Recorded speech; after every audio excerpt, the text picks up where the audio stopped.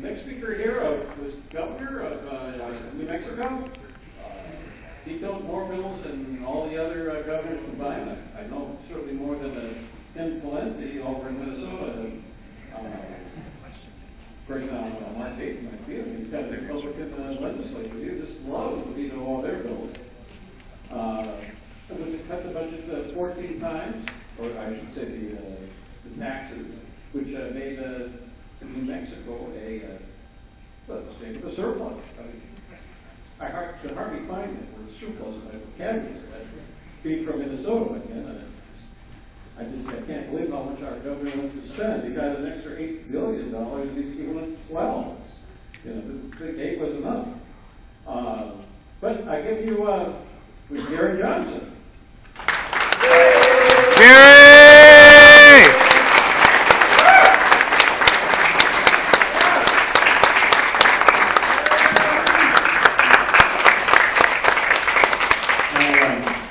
I'm viewing this as a job interview, and I really want the job. And so in that context, I'm kind of, unabashedly promote myself here. I apologize. I've been an entrepreneur my entire life. I started a one-man handyman business in Albuquerque in 1974, me, and actually grew that business to employ over 1,000 people. I became the largest construction employer in the state of New Mexico. I became Intel's facilities contractor before the 286 shift, and that was really a big opportunity that led to a lot of things happening. But the success was based on the simplest thing, showing up on time, doing what you say you do for people, doing a little bit more than what you said you do for people. I am also an athlete. I've been an athlete my entire life, and what athletics has taught me is that life is a journey. It's not a destination. You got to enjoy the work. So I enjoy training really hard. As governor of New Mexico, it's a journey. It's not a destination. I enjoy the job. I enjoy what I do. I enjoy getting up. I enjoy every part of every day, that being the journey. In my athletics, in my adventures that I've had in my life, and I've had some really cool adventures. One of them is that I'm a gas balloon pilot. And so I've actually flown gas balloons competitively in a number of competitions.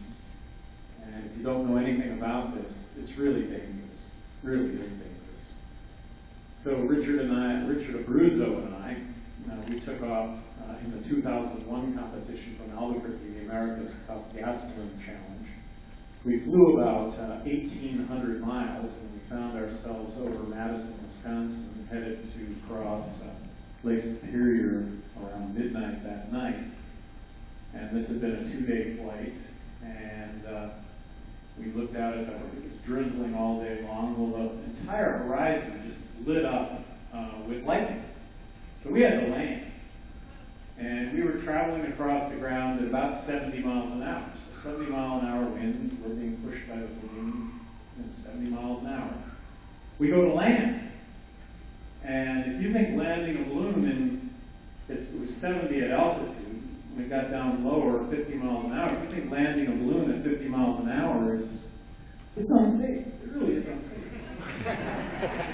And so we put it in. There's a drag rope. The balloon drags for 50 yards on the ground. I get out of the balloon. Richard gets out of the balloon.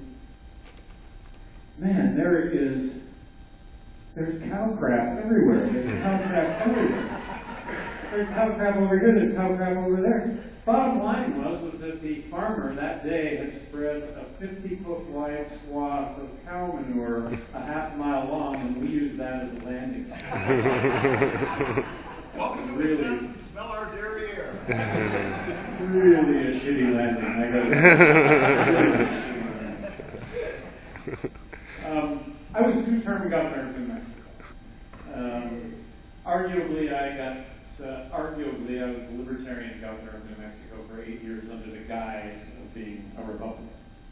How did that work out? New Mexico is 2-1 Democrat, and I have to tell you, people in New Mexico wave at me with all 5 fingers, not just one.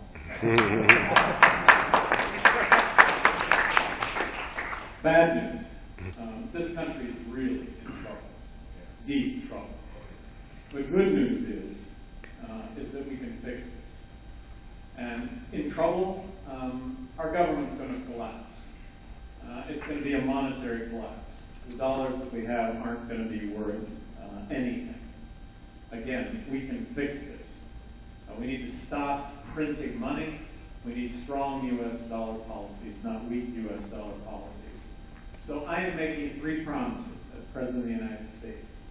First promise, I promise to submit a balanced budget to Congress in the year 2013. That's not promising to balance the budget because Congress is with that. But can you imagine documenting a 43% reduction in federal spending? How contentious that's going to be, the debate and the discussion that will go along with that. On top of promising to submit a balanced budget to Congress in the year 2013, I am promising to veto any legislation where expenses exceed revenue. Now, you can say, well, they'll just override. Well, they will just have to override